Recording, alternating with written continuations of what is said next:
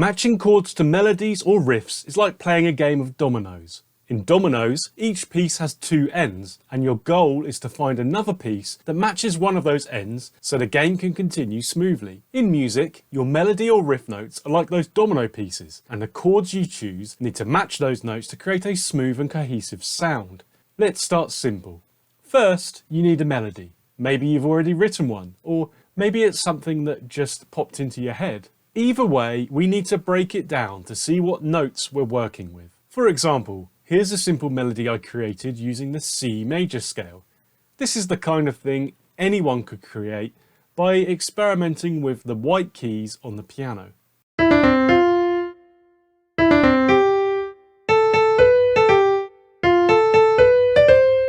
So step one is to write out every note in your melody. Think of this like gathering your domino pieces. You need to know what you have before you can start making connections. If you created your melody on the guitar or sang it, you might need a bit of help working out the notes. I'd recommend looking up notes on the fretboard or finding an app that you can sing into to reveal the notes. Whatever it takes to create a list of melody notes. Now that you have your melody notes, the next step is to find the tonic. The tonic is the home note of your melody, the one that feels like it brings everything to rest. This is the starting point for figuring out what key your melody is in and what chords are going to sound most natural. But how do we reveal the tonic? Well, if you wrote the melody with a scale in mind, then you can skip this step as you will know the tonic. It's the first note in the scale that you used. But for everyone else, I recommend writing your melody notes out and then playing them as simple quarter notes one by one. Listen for which one sounds the most safe and the point of rest. For example, here are the notes in the example melody from earlier. Listen out for the C note. We know this used notes from the C major scale, so C will be the tonic.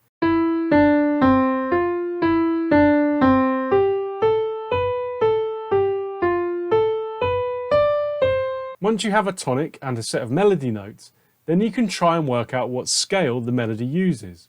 I find the easiest way to do this, which is beginner friendly, is to use a website called Scales Chords, and in particular, the Scale Finder. I'll put a link to it in the description below.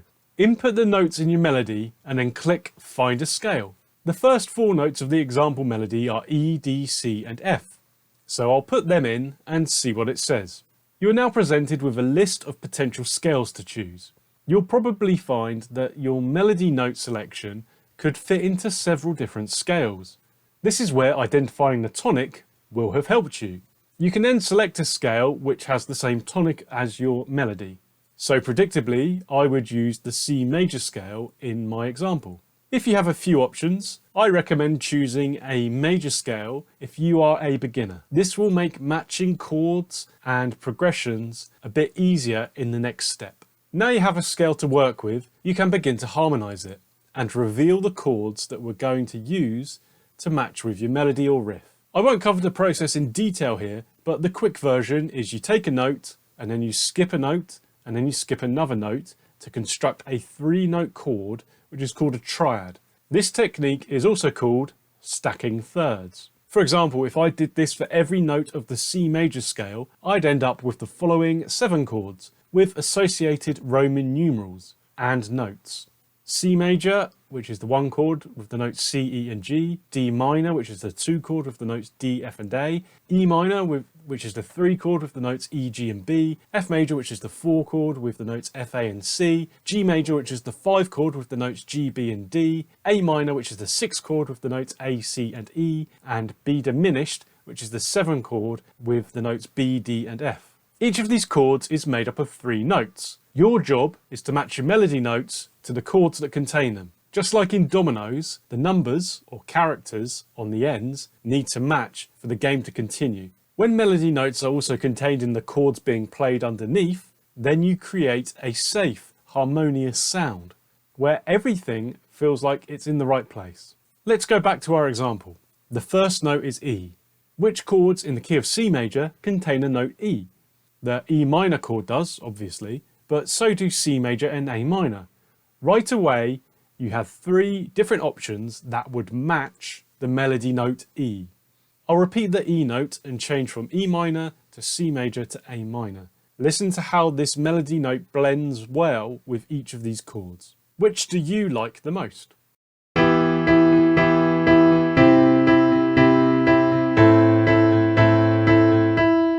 The choice you ultimately make will come down to the sound and feel that you are after. You can see with even this basic example, there were 3 options and a mix of minor and major triads to work with. Once you've worked on your first melody note and decided on the chord to play with it, then it's time to move on to the next note. Taking it one note at a time allows you to avoid becoming overwhelmed and actually finish writing a song. But if you look at the example melody, we quickly come across a problem. The melody changes notes really quickly, and if we changed chords with the melody notes, you'd end up with a rapid fire progression like this. If you like this sound, then go with it, but it would probably be quite hard to play on an instrument. This introduces the idea of passing notes. Passing notes are those which aren't contained in your underlying chord, and they link chord notes together. They are often played for a short period of time and are a small distance away from the chord notes. This is where the dominoes analogy breaks down a bit. Not every note needs to be perfectly matched to a chord. In fact, if every note matched perfectly, your song might sound too safe and predictable. Using passing notes is how you add emotional tension and interest to your music. So in our example, I could play the C major 1 chord for the whole of bar 1. This means the E and C melody notes are chord notes, and the D and F notes are passing or outside notes. Listen to how they sound now. So finding triads to match a melody or riff is a game of balancing chord and non-chord notes. In this quest, there is an interesting thing to know. In major keys, the chords 1, 4 and 5 contain all 7 notes from the relevant major scale between them. This is useful to know because the 1, 4 and 5 chords are fundamental to the major sound. Using 1, 4 and 5 can take you through tension and resolution, which are crucial for memorable songs. In the next example, I'll continue to harmonise the melody using just the 1, 4 and 5 chords. This continues to blend chord and non-chord notes. In bar 4, I change up the harmonic rhythm, moving from G major to C major after half a bar. Changing chords more often creates pace and movement in your songs. Ending on the 1 chord with the 1 tonic note C in the melody provides the strongest resolution to this section.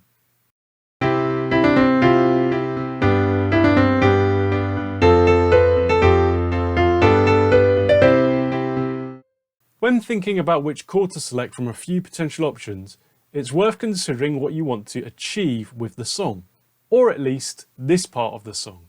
Do you have any lyrics that suggest a certain feel or mood?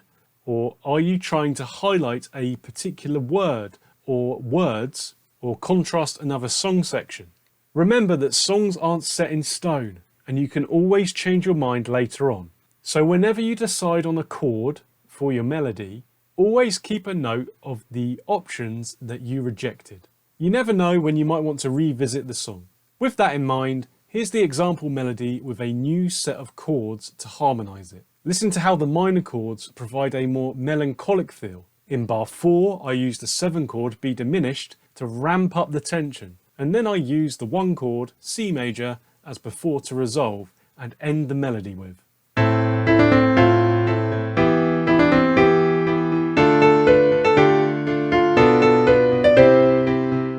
The problem is, what do you do if you want to use chords other than basic triads? And how do you move beyond the major key? Click the link on screen to learn how.